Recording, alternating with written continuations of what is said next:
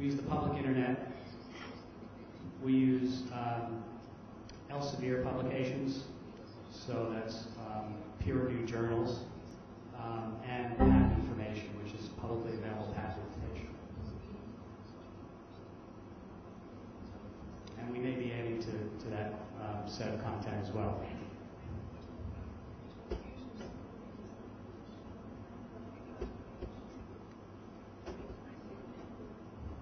Yes.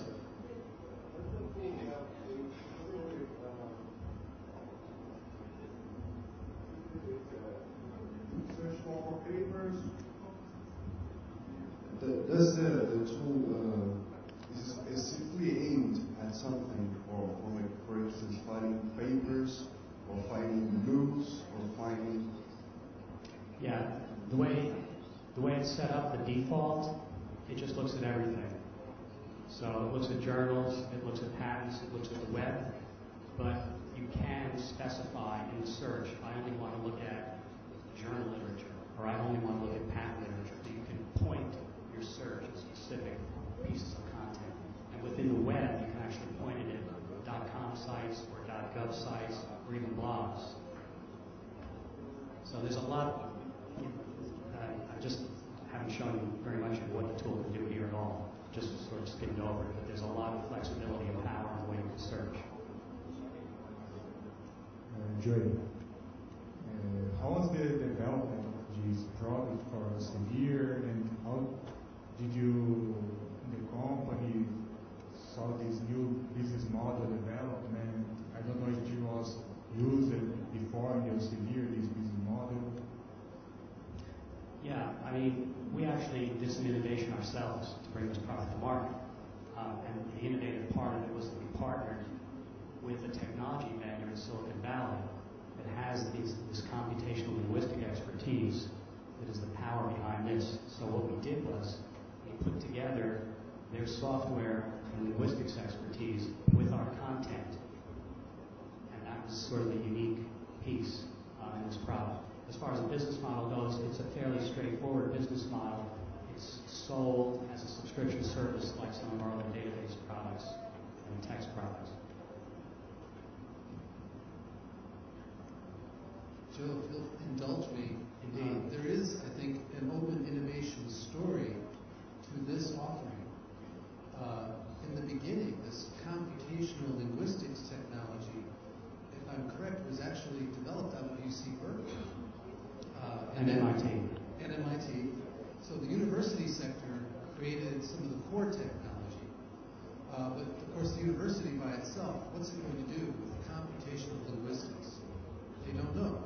So a startup company in Silicon Valley tries to commercialize the technology, but they have no customers. So then they find Elsevier, which is, Joe is being modest, Elsevier is the world's leading technical publisher, the largest in the world, the most journals, the most highly respected technical journals, and not only in English, I think also in German and some other languages too. That's right. So the technology vendor meets with Elsevier, who has all this content, and so the technology from MIT and Berkeley goes to a startup which partners with Elsevier, which creates a new innovation. So we talk about invention turning into innovation. I think this product here is an example of this journey. I noticed that the university is involved, the startup is involved, a very large, established, successful company is involved, all together to make this innovation. Thank you. So thank you for letting me do the for open innovation.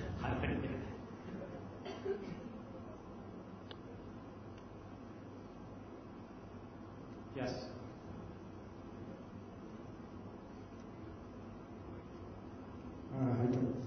If we are interested in getting access to ilumin8, how do we pay for that? In annual licenses or pay-per-use, or how do we pay for it? Yeah, it's an annual subscription based on the number of users. And if, for instance, I work for a company that has a presence in more than 90 countries, if my headquarters, for instance, buy a number of licenses, can the headquarters distribute some licenses licenses to users all over the world, or yes? Yeah.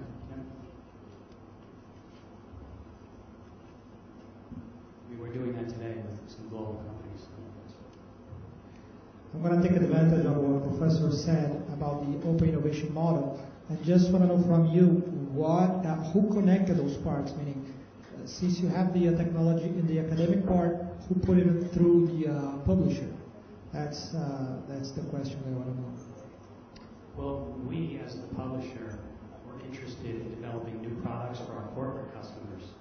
We already had products that were very successful with, one of which is called Engineering Village, and other products as well. So we wanted to develop follow-on products, and we thought that the future was going to be something around semantic search. We wanted to get involved in the innovation space because all of our corporate customers were telling us that this was critical.